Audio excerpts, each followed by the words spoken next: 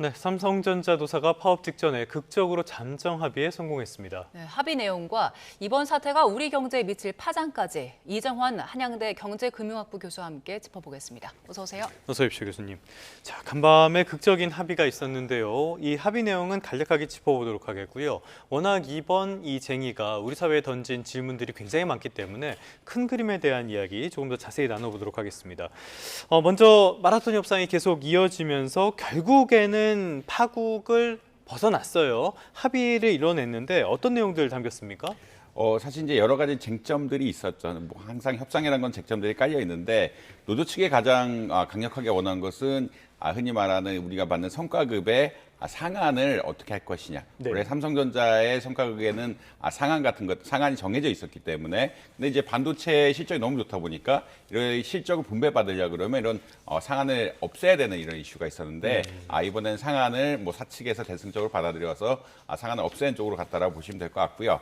다만 형태는 이제 특별 성과급 형태죠. 특별 성과급이라는 건 어떤 거냐면 이 반도체 부분에 한해서 특별하게 성과급을 주겠다라고 이야기를 하고 있고 그리고 이 특별 성과급의 지급 조건에 대한 이야기도 나와 있다. 지급 조건이라는 것은 결국은 매년 영업이익이 얼마 이상 됐을 때 특별 성과급이 지급된다라는 이런 이야기라고 드릴 수 있을 것 같습니다. 그리고 반도체 분야에 한해서 특별 성과급 제도하고 이제 상한 같은 것들을 없앴다라는 큰 특징이 있고요. 사측의 의견을 받아들였다는 것은 어떤 거냐면 사측의 입장에서는 이 DS 전반적으로 반도체 분야라고 이야기하지만 예. 파운드리 분야 흔히 말해서 이제 외국의 시스템 반도체 같은 것들을 흔히 만들어내는 분야가 있고 메모리 반도체 분야 그다음에 공통적으로 어떻게 보자면 이 설계 같은 거를 하는 LSI 분야 같은 것들이 있는데 이 사업 그러니까 부문이라 그러고요. DS는 부문이라 그러고 이 사업군에 대해서 어떻게 인센티브를 줄 것이냐. 뭐 삼성전자의 기본적인 어떤 인사 방향은 이 사업 분야가 적자가 나면 인센티브를 덜 주고 예. 흑자가 나면 사업 분야라고 말씀드린 건 아까 흔히 말한 메모리 반도체, 뭐 파운드리, LSI 분야별로 쪼개서 준다라는 그런 입장이었거든요. 예. 그쪽에 대해서 이제 가중치를 뭐 노조는 아무래도 DS 분야 전체에 대해서 뭐 70% 이상 주는 게 맞지 않느냐라고 이야기했지만 사측에서는 그러지 말고 그리고 우리가 기본적인 인센티브 체계라는 게 있기 때문에 사업 분야 성과를 보다 더 많이 반영해야 된다라는 그런 이야기를 했습니다. 그래서 60%를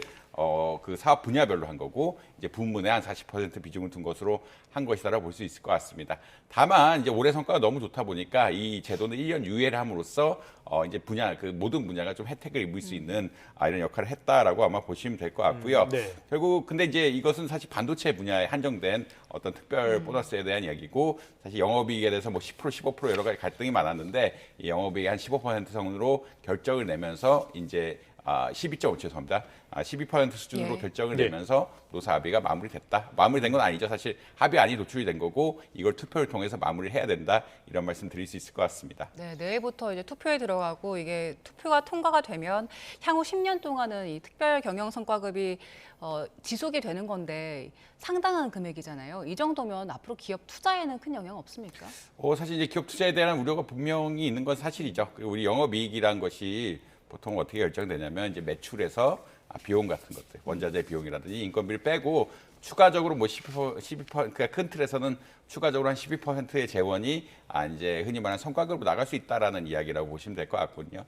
그러니까 원래 지금 1.5%의 뭐 특별 성과급에서 10.5%인데 12%의 그러니까 영업이익이 난 거에서 12%만큼 이제 흔히 말해서 이제 노조 측 그리고 근로자들이 가져가다 보니까 이것이 투자를 줄일 수 있는 것이 아니냐라는 이슈들이 나오고 있다. 예. 특히나 지금 반도체는 팹이라 그러는데 네. 반도체 생산하는 시설 팹이라 그러는데 이전에 비해서 예전에는 팹 하나를 만들려고 그러면 한 30조 정도 들었다라고 이야기하는 지금은 60조 가량 든다라고 이야기하고 있거든요. 네. 그만큼 워낙 기술이라든지 이런 것들이 좋아지면서 기술이 좋아진다는 얘기는 그 장비 시설의 어떤 질 같은 것도 높아지게 되고 이 비용 같은 것도 올라간다라고 말씀드릴 수 있겠고요. 전기료라든지 이런 전반적으로 이런 생산시설 비용 같은 것들이 올라가다 보니까 투자에 대해 좀 부정적인 영향이 있는 것이 사실이 아니냐 이런 이야기는 나올 수 있겠습니다. 다만 이번 성과급, 초과 성과급 지급이 굉장히 잘했을 때만 지급하는 형태로 예. 나왔기 때문에 이런 투자에 대한 부담은 조금은 줄인, 그러니까 이제 200조 이상 뭐 이런 기준 같은 걸 정해서 굉장히 성과가 많이 났을 때만 나오는 방식으로 했기 때문에 투자 위축에 대한 부담을 최소화하긴 했다, 이런 말씀 역시 드릴 수 있을 것 같습니다. 자, 지금 말씀해 주신 것처럼 투자에 대한 우려가 있고요. 그래서 지금 이런 합의를 두고 세 가지 큰 질문이 우리에게 던져진 것 같습니다. 첫 번째로는 이렇게 예상치 못한 초과 이익을 어떻게 배분해야 될 것인지가 하나 있을 것 같고요. 노조의 이기주의 문제가 또 하나 있을 것 같습니다. 세 번째로는 여기서 발생한 초과세수, 이건 또 어떻게 써야 되냐, 이런 문제가 있을 것 같은데요. 하나하나 짚어보도록 하겠습니다. 먼저 초과이익 문제인데요. 노조, 일반적으로 주주는 자녀 이익을 청구한다고 이야기를 하잖아요. 남는 이익은 주주 거라고 생각을 하는데 지금 노조가 이런 이익을 계속 요구를 했기 때문에 주주한테 갈 몫은 오히려 적어졌다라는 평가도 있거든요. 이런 초과이익, 이런 것들은 어떻게 배분하는 게 맞다고 보십니까? 사실 이제 죄송합니다. 사실 이제 아무래도 회사의 주인이 주주다 보니까 네. 주주 입장에서는 당연히 가져가는 게 맞다. 그러니까 우리가 사실 주주는 주식을 가지고 있고, 주식을 가지고 있다는 것은 주가의 변동성에 굉장히 많이 노출되어 있다는 이야기거든요. 주가의 변동성에 노출이 되어 있다는 것은 위험의 대부분을 주주가 가지고 있다라고 말씀드려도 뭐 크게 어긋난 부분은 아니다라고 말씀드리시겠습니다. 네. 그렇기 때문에 이렇게 성과가 좋게 나오면은 그 부분을 결국은 주주가 대다수 가져가야 된다는 데는 사실 동의할 수밖에 없다. 왜냐하면 이 자산의 리스크를 다 주주들이 지고 있기 때문에 네. 이런 부분에서는 동의를 해야 된다는 말씀드릴 수 있겠고요. 결국 영업이익이 나오면은 투자하고 결국 배당을 받는 건데, 이 영업이익의 일부를 또 이게 흔히 말해서 근로자들이 가져가게 되면 뭐 배당이 줄어들 수밖에 없는 이런 상황들이 오기 때문에 아무래도 주주에 대한 부분들은 좀 고려가 더 많이 돼야 된다고 보실 수 있을 것 같습니다. 다만 이렇게 좀 많이 나왔을 때는 비율적으로 얼마나 이제 나눠야 되는가가 이제 주주하고 노조 간의 갈등 혹은 근로자의 갈등이라고 아마 보실 수가 있는데, 지금 기준이 왔다 갔다라고 할 수 있는 것 같아요.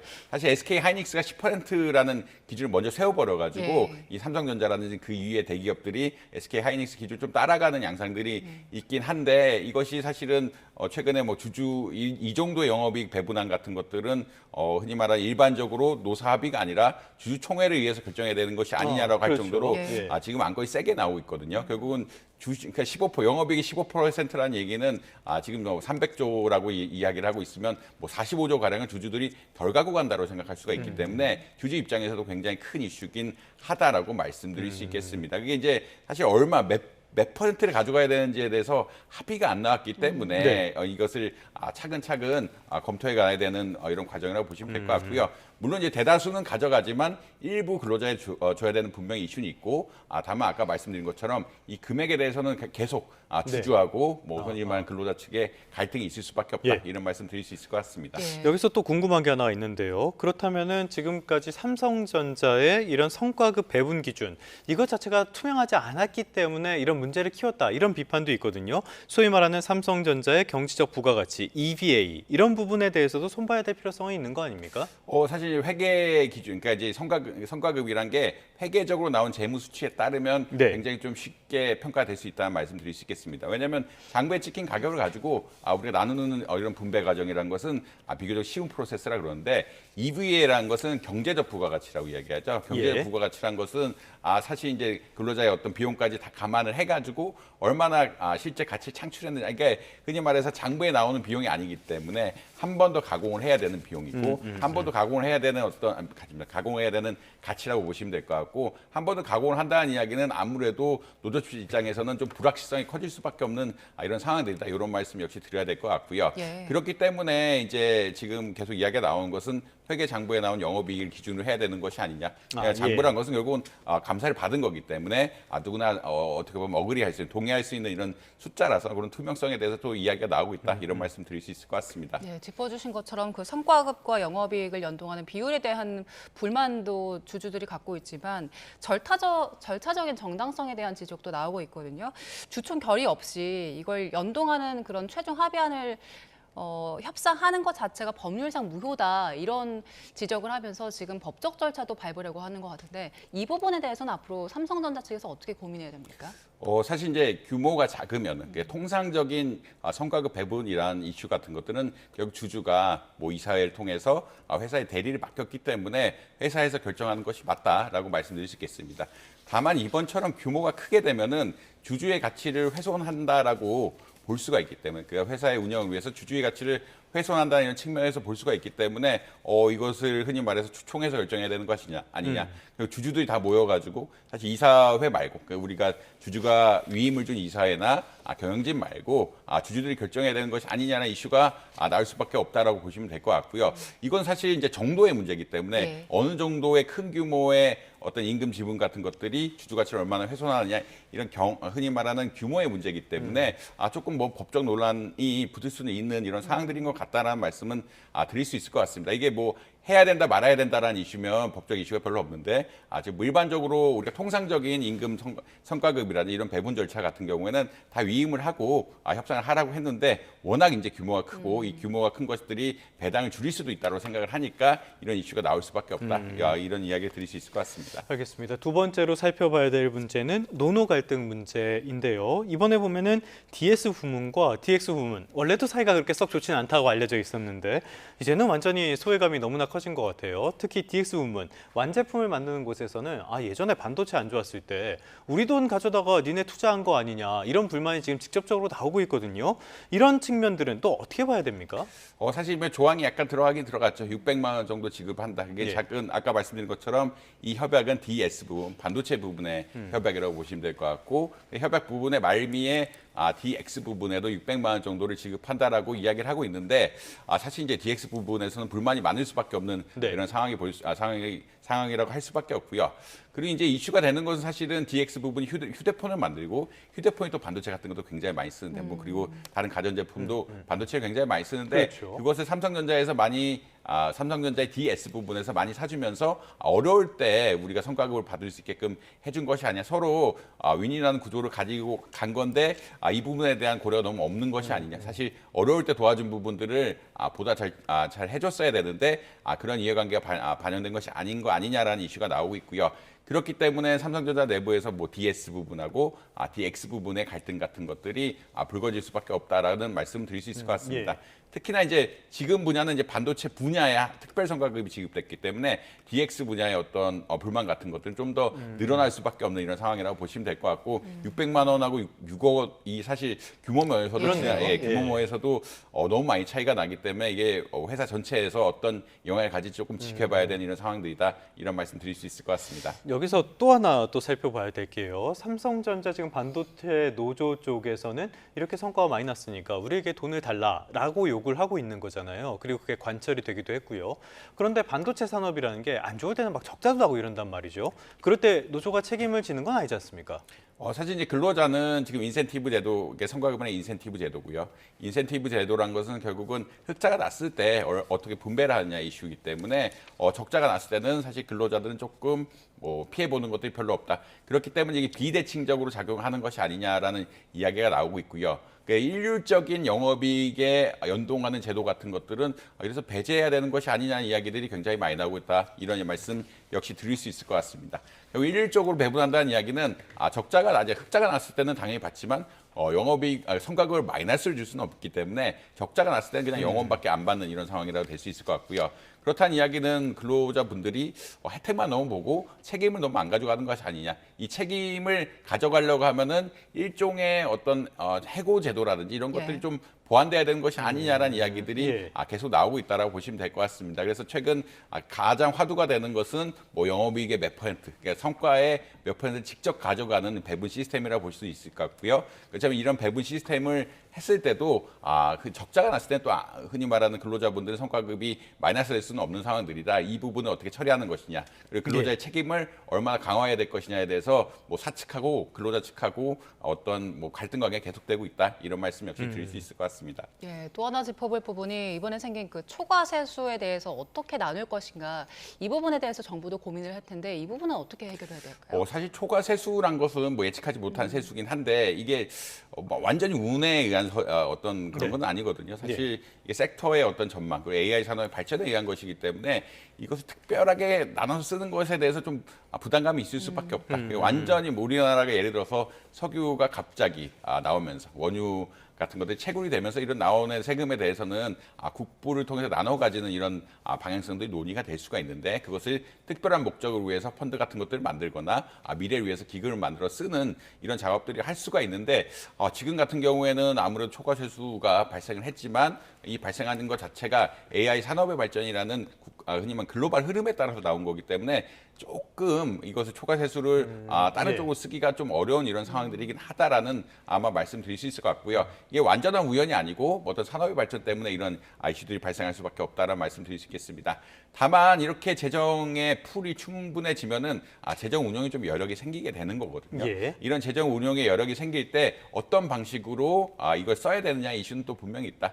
이거를 흔히 말해서 뭐 복지적으로 쓰다기보다는 재정을 성장 위주로 써야 된다는 이야기가 또 나오고 있거든요. 이렇게 특별히 네네. 재정이 좀 여유가 있을 때는 이런 상황을 발전해서 미래 산업의 육성이라든지 혹은 미래 학생들에 대한 어떤 투자 같은 것들이 늘어나야 되는 것이 아니냐. 미래 예. 인재 양성 이런 이슈는 분명히 달라붙어 있다. 이런 말씀 역시 덧붙여야 될 것 같습니다. 이게 논란이 된 게요. 김용범 실장이 SNS를 통해서 국민 배당금이라는 이야기를 했기 때문에 논란이 많이 커졌는데 나중에 물론 이게 이익을 뺏는 게 아니라 초과 세수에 대한 이야기다 해갖고 진화를 하긴 했습니다. 그런데 이걸 두고도 이렇게 배당금으로 해서 일회성으로 쓰는 것이 맞느냐. 이거 재원을 가지고 빚을 갖고 남는 돈은 투자를 해야 되는 것이 아니냐. 이런 지적도 나오거든요. 교수님은 어느 방향이 적합하다고 보세요? 사실 이제 이슈가 이게 국민 배당 초과 세수에 관한 이슈가 좀 겹치면서 원래 사람들이 해석하기에는 이것을 그냥 배당 같은 것들을 국민이 받아가야 되는 것이 아니냐 이슈가 있었고요. 그 수익이 많이 났으면 정부가 보조를 해줬기 때문에 이 보조에 대한 혜택을 국민들에게 나눠줘야 되는 이슈가 아니냐라는 이야기가 나왔고 그것에 대해서는 사실 자본시장에서 어마어마한 반발이 있으면서 네. 주주들의 피해를 입으면서까지 이걸 나눠줘야 되는 이슈가 분명히 달라붙어 있어가지고 굉장히 반발이 컸다 이런 말씀 드릴 수 있을 것 같습니다. 네. 두 번째 이야기하신 초과세수에 대해서는 이 초과세수 분야를 어떻게 쓸 것이냐 또 이슈가 있거든요. 아까 계속적으로 문제가 되는 것이 세수란 거는 하나의 어떤 바구니에 담아 특별하게 목적이 있는 세금이 아니면 하나의 풀에 담겨서 다 운영이 되는 것인데 이렇게 초과적인 세수를 어떻게 운영할 것이냐에 대해서 조금 사람들이 이견이 엇갈리고 있다. 다만 이제 네. 한국의 재정 상황이 그렇게 나쁘진 않기 때문에 이제 재정 상황이 좀 우려가 되는 것은 부채 같은 것들이 조금 빠르게 늘어나고 있다. 그리고 미래 인구 구조가 안 좋기 때문에 지금 부채를 늘리는 것이 미래 세대에 대한 부담으로 작용할 수 있다라는 그런 이슈지 당장에 이제 문제가 생기는 것은 아니기 때문에 오히려 이거 어떻게 아까 말씀드린 그 안건을 돌아가면 결국 이걸 얼마나 효율적으로 쓸 것이냐에 대한 이슈로 네네. 귀결될 수밖에 없다 이런 말씀을 아마 드릴 수 있을 것 같습니다. 당장 빚을 갚는 것은 사실 그렇게 필요한 것 같지는 않고요. 이거 초과 세수가 생겼을 때 미래의 성장률을 높일 수 있는 중장기적 성장률을 높일 수 있는 이런 방안들을 찾는 게 맞는 것 같다 이런 말씀 드려야 될 것 같습니다. 네, 또 앞으로 이제 경영계가 고민해야 될 지점이 생겼는데 이번에 삼성전자가 파업 무기로 성과급 조건을 끌어내게 된 거잖아요. 그렇기 때문에 다른 기업의 노조에서도 이 부분들을 좀 지켜보고 있을 것이고 비슷한 방식을 택할 수 있다는 우려가 있는 것 같아요. 앞으로 이 기업 흐름은 어떻게 이어질까요? 사실 이게 하이닉스가 먼저 이제 어떻게 보면 이익의 공유에 대한 이야기를 했고요. 그렇죠. 그것을 10% 기준을 예. 나누면서 이제 벤치마크가 되기 시작했는데 이 기준을 이제 점차 더 세게 적용하지 않을까라는 우려는 분명히 있습니다. 그러니까 이제 10%가 이 기업은 했는데 그거보다 또 낮게 가는 것에 대해서는 노조들이 또 부담을 있을 수밖에 없거든요. 노조 측도 의견을 항상 만들어야 되는데 A 회사가 10%를 얘기했는데 우리 회사 그거보다 낮게 이야기한다는 건 사실 또 어려운 일이다. 어려운 일이라고 예, 할 수 예. 있겠습니다. 노조 협상 과정에서 그래서 뭐 지금 현대차 30%에 예. 대한 이야기도 나오고 있고 이 비율들이 굉장히 올라가고 있는데 사실 이제 이런 것들은 어느 정도 지금 처음 이러한 제도들이 계속 퍼져나가다 보니까 어느 정도 합의가 필요한 부분이라고 보시면 될 것 같고요. 주주들 역시 이제 적극적으로 의견을 피력하면서 어느 정도 수준이 돼야 투자를 유치할 수 있고 경영진 역시 이런 것들을 반영하면서 투자를 미래 성장성을 도모하고 주주의 가치를 훼손하지 않는 적당한 선을 찾아가는 협상 과정들이 진행될 수밖에 없다라는 말씀 네. 드릴 수 있을 것 같습니다. 그래서 격화될 수밖에 없다. 아무래도 베이스라인이 10%가 깔려 있고 지금 삼성전자가 12%를 이야기했기 때문에 이런 기준점들이 계속 올라갈 수 있는 가능성이 있기 때문에 그것을 적극적으로 어떤 투자라든지 수치를 통해서 적절하게 합의하는 과정들이 필요할 수밖에 없다. 네. 이런 말씀 드릴 수 있을 것 같습니다. 알겠습니다. 여러 가지 측면에서 지금 AI, 반도체, 바이오 이런 쪽에서도 굉장히 강한 요구들이 이어지고 있는데요. 이런 것들이 한국 사회 전반에도 영향을 미치게 될 테니까 좀 고민이 필요한 부분 같고요. 자, 하나 더 살펴보자면요. 이번 사태를 보면은 이재명 대통령을 포함해가지고 고용노동부 장관, 국무총리, 그러니까 정부가 아주 직접적으로 한 기업의 쟁의에 이렇게 개입을 한 그런 상황이 돼버렸거든요. 이런 것들이 좀 과도했다, 나쁜 선례를 만들었다라는 지적도 있고요. 이 산업의 특수성을 생각했을 때 굉장히 잘한 조치다, 다급하게 잘 개입한 조치다라고 보는 시선도 있습니다. 교수님은 어떻게 평가를 하십니까? 뭐 저는 잘 개입했다고 생각을 하고 있고요. 이게 국민 경제 중요성을 이야기하지 않을 수가 없는데 뭐 개인 투자자 500만 명 이야기는 이걸 빼고라도 우리나라 국민연금이 한 1,800조 정도 되는데 이 중에 100조 가량이 삼성전자에 투자를 하고 있거든요. 네. 그런 이야기는 어떤 거냐면 국민들의 연금 자산에 어떻게 보면은 이 한 5, 6% 이상이 삼성전자에 들어가 있는데 이것에 대해서 적극적으로 개입을 안 한다. 그리고 이것이 첨단 산업이고 첨단 산업이 무너지게 되면은 미래 성장성에 대해서 큰 훼손이 있을 수 있는 이런 상황에서 정부가 개입을 안 한다는 것은 사실 좀 어려운 일이 아닌가라고 말씀드릴 수 있겠습니다. 결국 두 가지 측면인데 워낙 국민의 부에서 그러니까 국민의 부 중에서도 개인의 자발적 투자가 아니라 연기금 같은 어떤 공공의 투자에 차지하는 부분이 너무 크다. 네. 이런 자산적인 측면이 하나가 있고요. 두 번째 차원에서 아무래도 기술이라든지 이런 것들이 한번 뒤처지기 시작하면은 쫓겨갈 수 있는 이런 상황들도 있기 때문에 기술이라는 성장성 측면에서 둘 다 개입할 명분이 충분했다라고 보시면 될 것 같고 예. 적극적으로 개입함으로써 결국은 파업을 완화시킨 것이 아니냐 이런 말씀 드릴 수 있을 것 같습니다. 막판에 노조도 상당한 부담감을 느낀 것 같았으니까요. 이런 부분에서는 꼭 좋은 선례는 아니지만 특수성을 생각하면은 충분히 납득할 만한 조치라는 말씀까지 들어봤습니다. 자, 지금 이 방송 들으시는 분들 관심 있는 부분이라면은 오히려 이런 큰 그림의 얘기보다는 주가 문제가 아닐까 싶기도 해요. 최근 들어서 코스피가 많은 조정을 받고 있고요. 반도체 기업, 특히 삼성전자는 이런 노조 이슈가 걸리면서 주가가 많이 길을 못 피고 있었거든요. 오늘 뭐 분위기가 달라질 가능성 어떻게 보십니까? 죄송합니다. 아무래도 이제 오늘 주가 자체는 좀 오르는 흐름이 네. 나오지 않을까라 많이 기대를 하고 있습니다. 왜냐하면 어제 나스닥이 사실 삼성전자의 좋은 협상의 흐름을 받아서 나스닥 지수가 올라갔거든요. 예. 반도체 분야 역시 엔비디아가 오늘 실적 발표를 하면서 주가가 약간 흔들리고 있긴 한데 엔비디아 자체도 좀 올라가면서 반도체의 성장성에 대해서는 사실 긍정적인 영향을 많이 받고 있다는 말씀 드릴 수 있을 것 같고요. 그렇기 때문에 단기적으로는 뭐 주가가 좀 오를 수 있는 흐름이 나온다 이런 말씀 드릴 수 있을 것 같은데 죄송합니다. 앵커님 말씀하신 것처럼 이것이 중장기적인 흐름으로 갈 것이냐, 지금 8천, 9천을 넘어서 1만까지 도달할 수 있을까에 대해서는 좀 불확실성이 있는 것 같다. 이런 뭐 여러 가지 이슈들이 있는 것 같다는 말씀 역시 드려야 될 것 같습니다. 알겠습니다. 삼성전자 노사 합의 관련된 여러 가지 이슈들 진단해 봤습니다. 지금까지 이정환 한양대학교 경제금융학부 교수와 함께 다양한 이슈 진단해 봤습니다. 오늘 말씀 고맙습니다. 맞습니다.